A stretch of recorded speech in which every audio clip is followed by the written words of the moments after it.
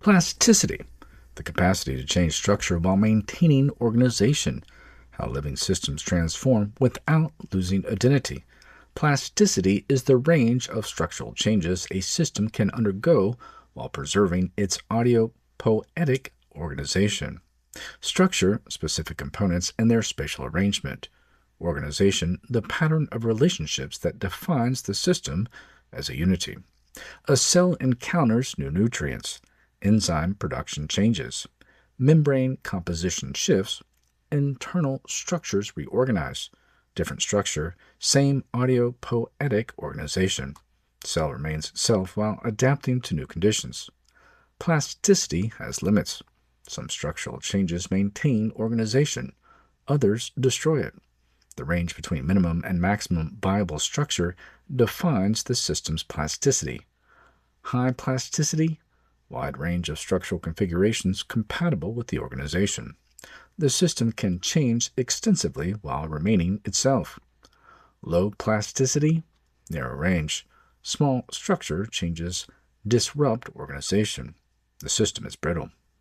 Plasticity isn't a capacity to change into anything. It is a capacity to change structurally while organizational closure continues. The identity persists through structural transformation because what defines identity is organization, not structure. Plasticity allows structural coupling without loss of autonomy. Without plasticity, the system cannot change when the environment changes. Coupling breaks. Autopoiesis ceases. The system dies or becomes inert. With plasticity, structural changes accommodate environmental perturbations while preserving organization. Coupling continues. Autopoiesis continues. Example, learning. The nervous system undergoes structural changes, new synaptic connections, altered neural pathways, modified response patterns. The organization, autopoietic nervous system maintaining itself through neural activity, remains. Learning is structural plasticity preserving organizational identity. Plasticity explains why identical genetic makeup produces different individuals. Same organizational blueprint, different structural realization depending on coupling history. Twins in different environments develop different structures while maintaining human organization. The limits of plasticity define the limits of viable change. Push beyond plasticity range, organization collapses. Stay within plasticity range, structural transformation while identity persists. Development, healing, adaptation, learning all operate within plasticity. The system reorganizes structurally to maintain autopoietic organization under changing conditions. If systems have plasticity, change doesn't require replacement. The same system can undergo extensive structural modification while remaining itself. Identity persists through transformation when organization continues. Resistance to change signals plasticity limits.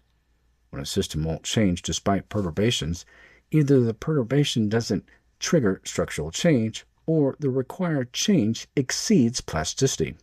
Forcing change beyond plasticity destroys the system. History shapes current structure. Two systems with identical organization develop different structures through different coupling histories. The structural differences reflect their past, while organizational similarity reflects their common identity.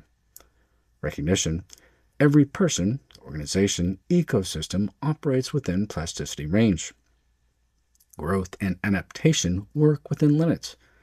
Attempting change beyond plasticity boundaries doesn't produce a transformed system. It produces a destroyed system.